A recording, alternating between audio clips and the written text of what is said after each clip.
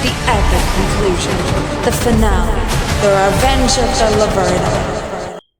Okay, I'm done. Let's do this. Hi, girlies. It's time to analyze the world building, themes, and characters of Magic of the Rainbow, and finally analyze the plot. So strap in, because this will probably be the longest one. Magic of the Rainbow pops off with the world building, because we see the Enchantress's palace and part of the grounds with those beautiful little pod dormitories, and we get a deeper detail with the whole plot of Blush of Spring. It adds beautifully to what we've already established, and really sets up the main plot, not to mention really adding to the nature is good theme. I think what makes the world building in this one particularly so interesting and so valuable to the whole movie is that the best world building to me makes you want more. What does it look like inside the palace? What about more of the palace grounds as well? What are the 7 regions that the Guardians represent like? Tell us more about these different fairy races. Show me all of this. If Lord of the Rings can get that heinous Amazon series, and Star Wars can have, frankly too much media, then I think we can get some more Fairytopia. And hell, we do have Mariposa. I think what I want to see most actually is the history with the Enchantress in Laverna. And speaking of Laverna, let's skip to the characters. Laverna, Laverna, Laverna, Laverna. I love Laverna.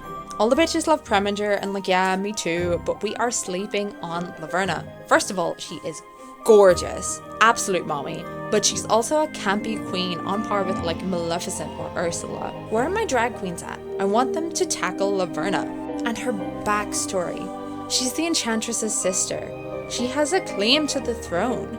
The drama! I want to know what happened that caused Laverna to get so angry that she was willing to jeopardize her own magic by taking out the blush. Obviously, Magic of the Rainbow has probably the biggest roster of characters, with the Guardians and their apprentices among them, and I maintain that they do a really good job with their time. The other apprentices are fun. We learn about the different kinds of fairy in the main kingdom of Fairytopia, and we learn about the complexities about how Elena is perceived. It's giving political news cycle. As a quick side note, I mentioned before how I thought that Topaz should be the one to pick Elena because she's from the same place, surely, but I don't know. The whole color system is genuinely bonkers anyway, so you know what, whatever, make the pink girl blue. Yeah, let's go through that actually. We've got red represented by a pink themed fairy, orange by orange, yellow by green, green by pinky purple, blue by pink, indigo by blue, and violet by purple. Some of these matches aren't matching. But to be fair, there's part of me that also thinks it's kind of refreshing that someone who has magic of a certain color isn't obligated entirely to that color. They're not magical girls with a uniform. That said, as a Power Rangers kid, it is making my eye twitch. Most importantly though, we get Glee, and of course Sunburst. It's a good comparison to show the allyship versus the volatility, with Glee becoming a new friend, supporter, and confidant who genuinely likes Elena, versus Sunburst, who has a new perspective on Elena that we haven't seen before. To bring our trilogies back, I think of Boromir before versus after the ring. The version of Boromir that laughs with the hobbits and trains them versus the one who threatens Frodo. That's a bit of a stretch, but I really do think there is such a value of the varying opinions that some of the apprentices have about Elena. It's a new form of challenge that she's never had to face before because everyone from Magic Meadow just sees her as a hero. Sunburst is one of my favourite characters in all of Barbie. She's a genuinely fun antagonist, and her being a sparkle fairy puts her in a great position for the plot. I love her design and how it contrasts with Elena, and also she's such a 2000s icon. Look at her. Oh, and yeah, I'm a shipper if I hadn't mentioned that. Which brings us to the queer analysis. Obviously, Sunburst and Elena could be enemies to lovers, and the whole thing is about Magic of the Rainbow, and Laverna is such a queer-coded villain. A lot of Barbie movies have very easy gay readings, but the one with a woman who is transformed into a higher power with the magic of rainbow beams, that's very easy. That's very gay. The feminist reading of all three is also pretty straightforward. There are many many different women who talk about many different subjects. They range from the hero to the villain, from the powerful to the damsel in distress. The nature theme also reaches its most prominent, as I mentioned earlier, reaching peak Lord of the Rings energy with the poisoning of the blush of spring. This is actually really Lord of the Ringsy because the elves are pretty much like leaving Middle Earth as it becomes more industrialized. Just like the magic of Fairytopia is lost should the blush die. And let's not leave Star Wars out, Ewoks.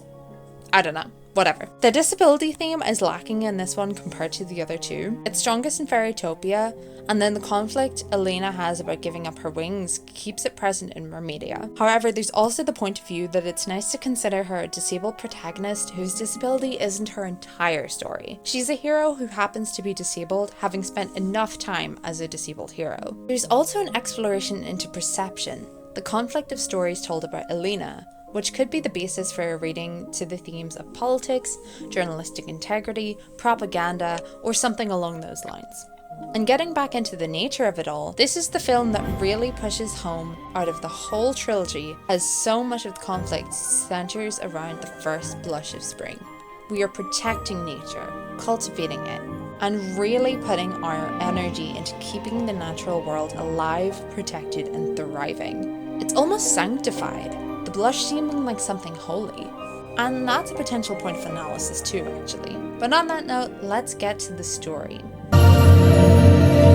Elena is a fairy born without wings, a trait for which she is bullied until a strange illness sweeps over the land that causes fairies to lose their power of flight. Elena is the only one who can discover what's going on. With the help of Azura the blue fairy, Hugh the butterfly, and Nalu the merman, Elena discovers the wicked Laverna is kidnapping the Guardians. Laverna offers Elena her own wings, but Elena overcomes Laverna's wicked magic and is instead able to save the Guardians, returning home a hero, and granted her very own wings by virtue of a magical necklace given to her by the Enchantress. Now, with a reputation as a hero, Elena is the first choice for a rescue mission when Prince Nalu is captured. However, jealous Nori is determined to work without her. They learn that it is only together that they can save him, and it is only after Elena volunteers to trade her wings for a tail that she will be a strong enough swimmer for the job. Yet again, the power of friendship and Elena's self-sacrifice prevails, and when Elena takes a bite of the hallowed true self berry, the thing Laverna is after, she's granted even bigger wings. Finally, due to her heroism, she is chosen by Azura as an apprentice, one of 7 to take over as guardians. With her classmates, she learns that there are mixed opinions on her heroics, but also learns how to control her inner magic and perform the crucial flight of spring. Without the flight, the first blush will not open, trapping Fairytopia without magic. Laverna conducts a third kidnapping and disguises herself as an apprentice in order to sabotage the flight. But when Elena notices what's up, she again performs an act of heroics, saving the real sunburst and using the magic of the rainbow to save the blush, defeat Laverna once and for all, and become her final rainbow form. This is an unlikely hero who comes into her own, goes against the odds, and who chooses honesty, kindness, and courage. This is an epic tale of journeying there, back again, elsewhere, back again, another where, back yet again. You know what? I'm sorry to Tolkien for that one. The point though is that it is an epic quest with interesting characters, sprinklings of wisdom, and danger at many turns. This is a story that can hold up against the greats, it just needs to be given a chance. Before I go, I want to praise how Bibble getting a girlfriend who is like the full Pixar animal gender dimorphism treatment, whatever. She's like pink and has a wig, but like she still managed to add to the comedy and be a fun dynamic and not take anything away. Yes, I will be taking a second Agent of Chaos. And that is finally it. That is finally the end of the trilogy. I hope you guys appreciate this because I love Fairytopia and I wanted to give her praise and love. Elena is one of my favourite Barbie protagonists, and I love many of the characters surrounding her too. So yeah, Bibble is God, Bibble is the meaning of life, and see you guys soon. Bye girlies.